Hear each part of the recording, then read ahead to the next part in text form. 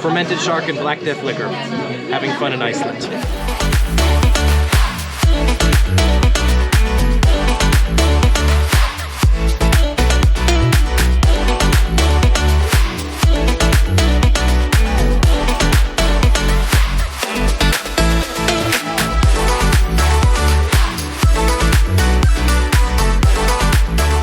Hello everyone from Reykjavik, Iceland. I just arrived here earlier this afternoon, and despite the fact that it's 5 p.m., it's already dark here.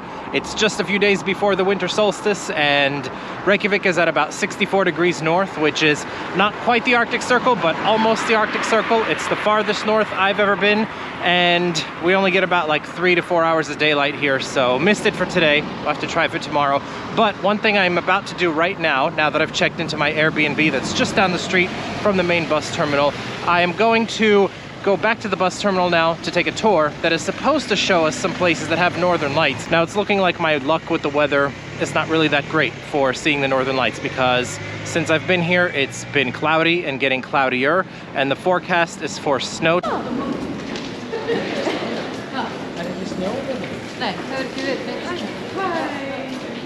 So apparently this tour is still going on. It's the Northern Lights and Fontana Baths tour at Reykjavik Excursions, which is also where you can get your fly bus from. So everything, whether it's the fly bus to the airport or an excursion that you're gonna go on, you can do it here at this bus terminal. So I'm coming out here, and I'll have to see where our bus is, if it's here yet. Hi, looks like this is the tour that I'm on. Let's see. Lights? Yes. Okay.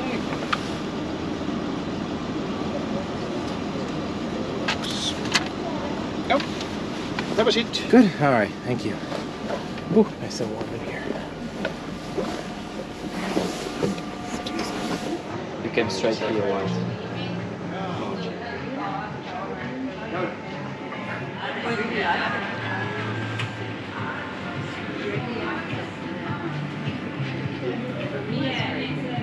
The first stop on the tour here at the Fontana Baths, and I'm also really hungry because I've been traveling all day and had to hit the ground running here, so luckily they have food here as well.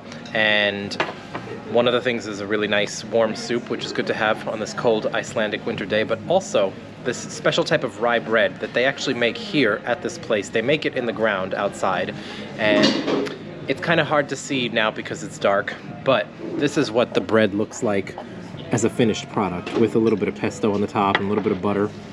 And then we also have this Icelandic drink here, and this really awesome guy here named Sap. Hey everyone. From Portugal, Yep. Who is on the same tour as me here. So we're just kind of chilling, well, not really chilling, but warming ourselves up here with some soup. It's also a little bit later now in the evening and this place closes up, so we'll have to enjoy the food and enjoy the baths. All right, so we're all souped up and fed and showered. You have to shower when you come out here. Ah, there we go. There we go. It's snowing out here, and I'm outside wet from a shower. But then you really want to get into these pools here and warm up. So I'm going to submerge a little bit more because it's really, really, really f***ing cold out here. Right there, there's a temperature. It says minus 3.4. Oh yeah. All right, so yeah, you'll see it'll change. There's the time, 8:19 p.m. There it is, minus 3.4. So it's minus 3.4, which is about like, I guess, 26 or 27 in Fahrenheit. So it's sub-freezing. It is snowing now. It might be hard to see here in the camera because it's kind of dark and there's a lot of steam and it's very fine snow, but the pool here is great. The parts of my body that are underneath the water are doing really nice, but my hand that's holding this camera and a little bit of the top of my head are cold, but it actually feels really great though. It does smell a little bit sulfury, and I've noticed actually that even in Reykjavik, there's a bit of a subtle sulfur smell. I guess because this is such a geothermal island, you get a lot of sulfur smell here. I don't know if the camera will pick this up, but Sa was just telling me here that the top of my head is frozen. Don't feel it though.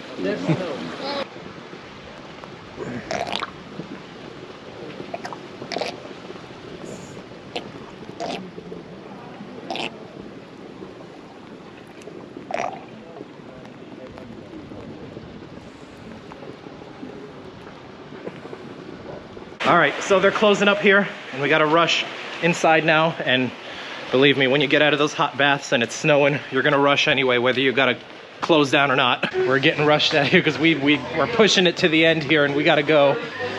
We're running out here to the rest of our tour. Everyone's waiting for us. All right. Whew. Man, the snow is starting to accumulate here. All right.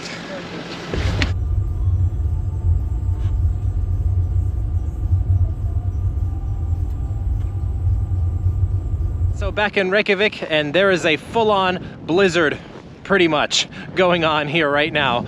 We had to rush out of the Fontana baths because we were up there right up to the closing time, and we had to beat the weather because it was starting to snow more heavily and we were worried about road closures. So it's usually an hour drive to Reykjavik from there in normal weather, so it took a little bit longer this time. But no northern lights, of course, because when there's a snowstorm going on, it's kind of hard to see the sky. So we just came right back to Reykjavik. But pretty much that's it for today, since there was no northern lights or anything. The Fontana baths were really cool though, and it actually was pretty cool to be in the thermal baths outside while it was snowing as well, and to see all of the snow here tonight too. I mean, yes, disappointing to not see the northern lights, but the thing is, you have to be prepared to be disappointed if you're gonna come here to see the northern lights, because it is totally up to nature.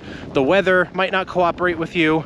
The northern lights themselves, even if it is clear, might not really be showing.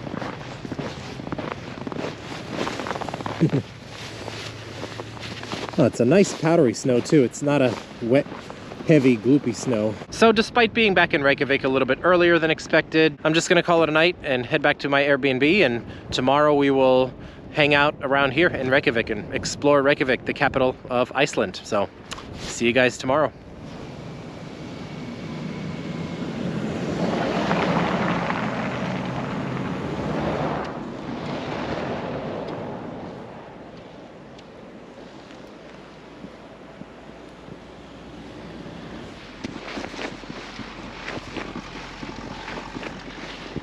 Good morning, everyone, from an even snowier Reykjavik today. It's already about 11:30 in the morning, but the daylight is only just now arriving. It's snowing even more than it was last night. It actually hasn't even stopped since last night.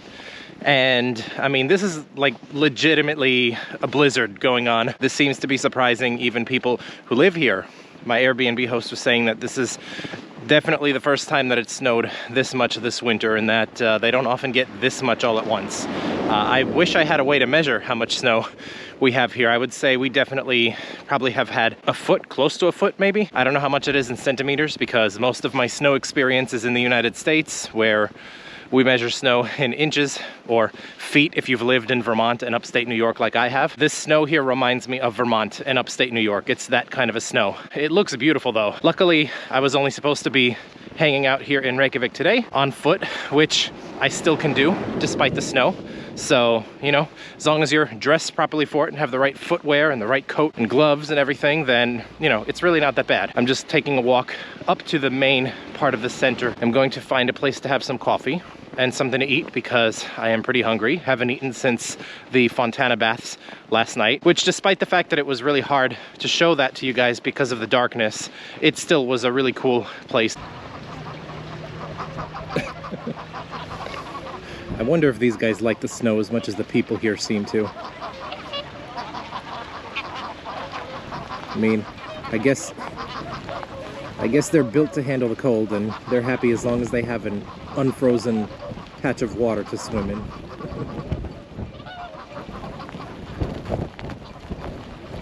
During a snowstorm is windy up here. Yes.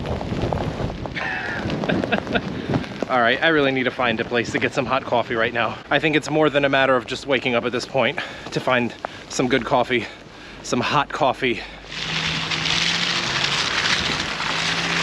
All right, so I managed to come and seek refuge at this place called Apotek, which I really just chose just because it was there and it looked nice, and they had a brunch menu outside, so I decided to just come in and warm up with some coffee and get what is described as a duck and egg and waffle. I've never had duck and egg and waffle all at the same time, so I figured I would try that here. But now Just basics to start off, just a double espresso, just to warm up and wake up a little more. So that was a really nice brunch. Duck with egg and a waffle with caramelized apples.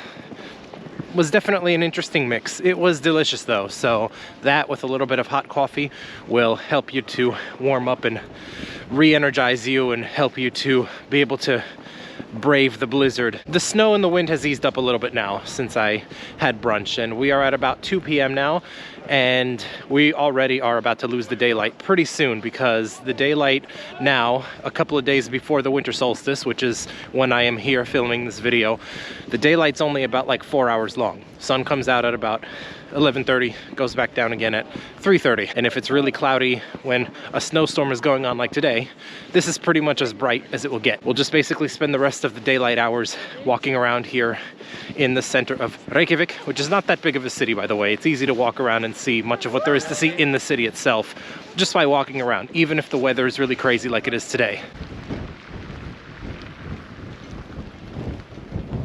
So apparently there are 100 different words for wind in Icelandic. So I'm curious if anyone Icelandic is watching this video, which one of the winds is this one right now? This really strong, crazy, snowy, cold wind that kind of comes and goes. Which one of the 100 words for wind in Icelandic is this specific one that's hitting me right now? I'd be curious to know. I'm sure it's probably really hard to say.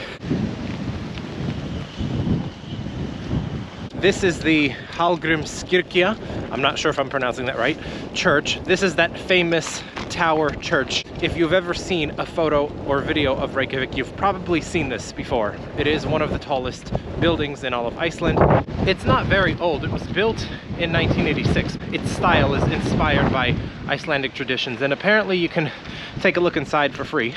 So you do have to pay to go up to the tower, which I would do if it was clearer, but you know, not really the best day for it. But let's just take a peek inside.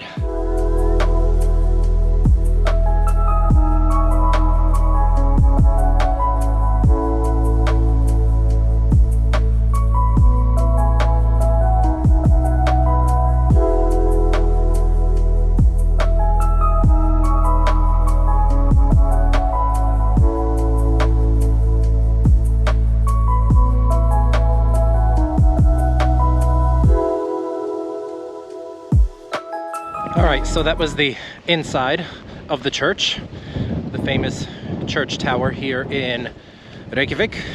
It's a Lutheran church, so when you go inside, it is really beautiful.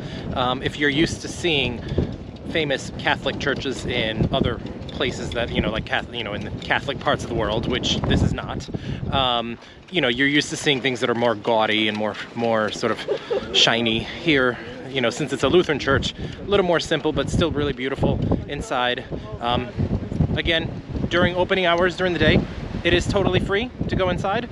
You do have to pay to go up to the tower. If the weather is like this, I wouldn't recommend it because you're not really going to see very much. If it's a clear day though, it could be nice to go up to the tower. But in any case, on a day like today, going inside the church and checking out the inside of it is also a nice break from the cold. I'm going to walk westward now because the tour that I'm going to meet up with in a couple of hours is over towards the west side of the center of Reykjavik, and the church here is more towards the east. At least now I'm not walking against the wind, because as I was walking up, as you could see earlier, I was kind of walking against the wind, which is a really tough thing to do on a day like today. Luckily the wind is at my back now. Since Reykjavik is not too big of a city, it's not hard to see just in one day. And if you come during a time of the year when there's more daylight, you know, you could even pack in even more. Another good reason to have good shoes, or better yet boots, when you come to Iceland in the winter, even if you're just going to be in Reykjavik, because the sidewalks can get pretty icy. Don't come here wearing normal shoes and think that you're going to be all right. No, you need the right kind of shoes to come here this time of the year. Two of the biggest challenges to making a video in Iceland in the winter with just a GoPro camera is the dark, for obvious reasons, harder to film things in the dark, but also the cold, which is making the already crappy GoPro batteries even crappier. I'm at 70% and it keeps on turning off, citing low battery, even though the battery is at 70%, and I can't film for more than 10 seconds without the camera turning off saying that it has low battery.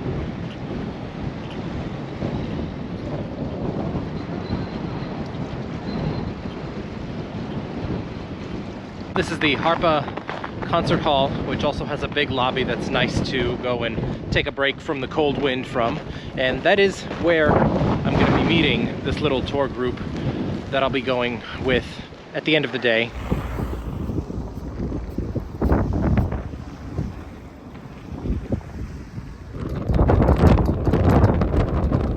All right, so we're beginning our food walk here, and our really awesome tour guide, Stefan here, who's Iceland. You're Icelandic, right? You're native to here, right? All right. How many places are we stopping? We're gonna go to 5 places. 5 places. 5 places. All right.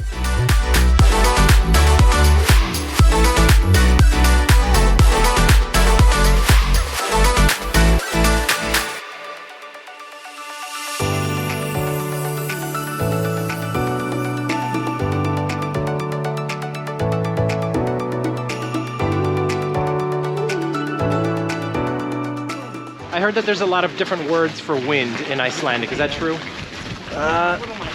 Now, I've heard somebody say that it was close to about 100. Okay. I know 7. Okay, so which one is the one that is hitting us here right now? This would be Ofsavindur, I would say. Okay. Ofsavindur, yes. Okay, and so do the different kinds of wind in Icelandic, I mean, is it to describe like temperature and strength and... Like... Yes, definitely. Temperature, strength, and also how annoying it is also on your face. Right. So yeah, we have a lot of incarnation of this. Interesting. So what is this one? How do you say it? Ofsavindur. Ofsavindur. Okay, so this is a very strong Ofsavindur blowing here. It is. Their names are, for example, door slammer, window peeper, spoon licker. They all kind of have their own unique thing. Sausage stealer, leftover eater, all of it. And they come to town every Christmas to torment the Icelandic nation. Now, in the 17th century, that's when the Icelandic government kind of figured we kind of have to stop terrorizing children over the holidays. So it was made a law that the Yule lads had to be a little less creepy. So all of the Yule lads underwent some therapeutic lessons, and now today they bring children gifts, 13 in total. Now, these guys, they have a mother whose name is Grilla. Grilla's a big scary troll woman who's not really about that naughty or nice business. Grilla just loves to eat babies.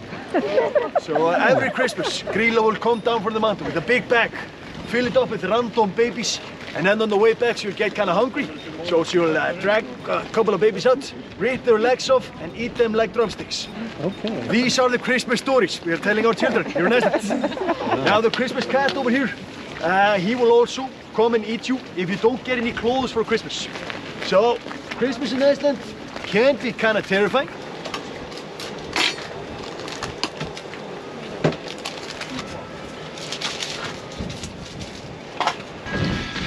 All right. Ooh, thank you. Easy joy. All right. All right. This looks like it's gonna be good.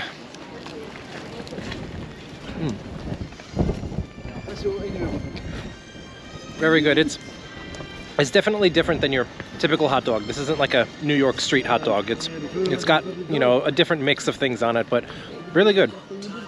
Not bad. I can see why people like this here. Another fun fact about this Icelandic hot dog is that apparently former US President Bill Clinton was a fan of these hot dogs from this stand right here, and he stayed at the hotel, the Radisson Hotel right here, right across the street from it, and I guess it was because he really liked these hot dogs. So I don't blame him. I thought they were really good. Next time I come here, I'd want to stay here next to this hot dog place for easy access to that. But let's catch up with the rest of the group and see what we're gonna eat next. All has to do with the alcohol ban we had a couple of years ago. So I'm gonna pour us a couple of these. One for you, Kush. Thank you. So this is an Icelandic liquor. He said it was like Aquavit. aquavit. Aquavit. Aquavit is what it's called. Steven, what is this called again? We call this brennivin, Brennivin. burning wine, but the English term for it is black death liquor. Okay. So okay, Black Death liquor is easy enough to remember. So Black Death liquor. It smells nicer than something that should be called Black Death. It's not bad. To be honest, it's definitely not the nicest tasting liquor I've ever had, but it's not bad either. It's actually kind of smooth in a way. Also, apparently, you're just supposed to sip this, not shoot this, until you get the fermented shark. Now, if you've heard anything about Iceland, you've probably heard about this thing called fermented shark. Well, it's called something else in Icelandic, but it's basically fermented shark. Apparently, it's very putrid and very nasty, but we are going to try it here. So I'm sipping this slowly enough that I don't finish it before the shark gets here, because apparently it helps you to get it down a little more if you shoot this Black Death liquor. Fermented shark and Black Death liquor. Having fun in Iceland. If you touch the shark with your fingers, you're gonna smell it tonight when you brush your teeth. Smell does not go away. Here it is. This is it. It's this far away from me and I can smell it. So you need to use a toothpick, because if you touch it with your fingers, apparently you're going to be smelling it forever. So here we go. All right, here, I'll get the big piece here just to, yeah. Aftertaste is like someone punching your face and peeing up your nostrils. With that, I would like to say, skål! Skål, everybody! Here we go. It's management. Okay, so how many of us are trying? He already tried Oh, it. he already tried, okay? Really nice, yeah? Don't forget to Okay. chase it. Chase it. There we go. Okay. It does smell a lot worse than it actually tastes. It's not a nice taste. I'm not gonna lie to you and say it tastes delicious, but the smell is worse than the taste. Apparently, if you can eat this, you're a Viking. So I guess we're Vikings now. Our really awesome tour guide here, Stefan, who is showing us some really great places to eat here, and we're going to their last place now. He was saying that the name Reykjavik it's a Viking name. Yeah, you might say so, yeah, definitely. The thing is, the first settler in Iceland, Ingólfur Arnarsson was his name. You know, he was a Viking and he was kind of an asshole. So he was exiled from Norway. And then he went on a big boat, made his way to Iceland, which was not really a thing at this time. Sure. So he made a quick stop in Ireland to pick up some women over there. Sure. And then he came on a big boat. First stop was just, I don't know where to start. So he decided to throw some wooden poles in the ocean. Right. Poles we today call Undvegsúlunar. And he decided to follow the wooden poles, build his home where the poles would strand. They stranded here in Reykjavik City. So he built his home, looked up to the mountain, saw some smoke. So he decided, I'll name this place Smoky Bay. That is Reykjavik, Smoky Bay. Wow, interesting. All right. Yeah, that's sort of the thing. Sort of a I like great the big story. simplicity. I like the simplicity behind it, but wow, interesting. Asshole Viking, steal a bunch of women from Ireland, follow a tree, and then smoke. And then go find a smoky mountain way up by the Arctic Circle and make a city. There you go. Make a city. Well, management. And a city that nowadays has a lot of really great food. Definitely. It has snowed all day, but now it's stopped. But the ice is kind of, like the slush is kind of frozen over. So we're just kind of taking it easy. So here it sounds kind of like a glacier almost. Yeah. Yeah, see, sometimes if you come to Reykjavik in the winter and you don't have the time to go out to the glacier, sometimes the glacier will just come to you right here in the center of town. Like it's doing for me now. You do Iceland, right? Yes. You know, I was thinking that the advice that I was seeing that you should get those ice cleats for your shoes if you go to a glacier, maybe I should have just gotten them just for Reykjavik. We call them mannbrotar. Mannbrotar. That means man spikes. Okay, yes. Very simple.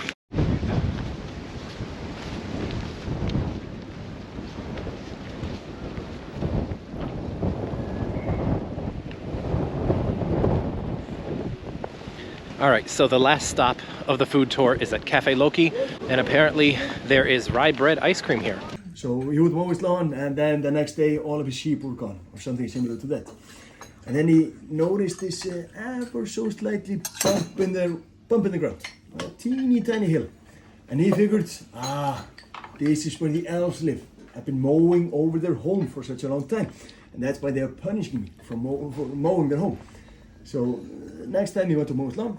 So the last stop here was the Rye Bread Ice Cream, which I've never heard of Rye Bread Ice Cream before. No, it's a very Icelandic thing, definitely, yeah. Yeah. It's amazing, no? It really didn't taste that much different than regular ice cream, and like in a good way though. In a good It was way, good yeah, though. yeah. It was very good. Goes well with a nice cup of coffee too. So. Definitely.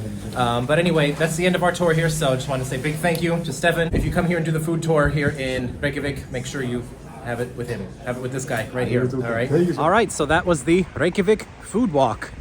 5 different places, 5 different foods, all of which honestly were really great, minus the fermented shark. But I will say the fermented shark wasn't actually as bad as I expected it to be. I heard so many people say some of the worst things about this fermented shark, and it really wasn't as bad as I thought. And it does taste better than it smells, for sure.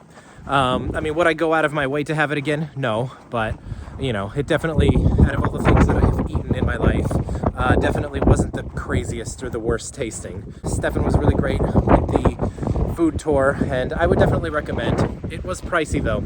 As of now, in December of 2021, I had paid the equivalent of about $100 for this tour. Now, yes, in that price, it includes the meals, it includes the tour guide, it includes a lot of things. But you know, you got to remember that Reykjavik and Iceland in general is kind of an expensive place. So if you were to go out to these restaurants individually, you would end up spending at least that much anyway. And also, you would not get a really fun tour guide like Stefan all at the same time. So I think that in terms of what you're going to end up spending in total, if you want to eat all of the things that you eat on the food tour, I would say it's worth it. Definitely a nice, easy, and fun thing to do when you are in Reykjavik. But that is it for Reykjavik already. I only just flew up here for a quick weekend trip. Yes, didn't get to see the northern lights like I had hoped, but you know, that's up to nature. Nevertheless, every other part of my quick weekend trip here to Reykjavik was really great. I'm glad I came here, and I certainly would hope that I get a chance to come back here and see some more of what Iceland has to offer. Thank you for watching.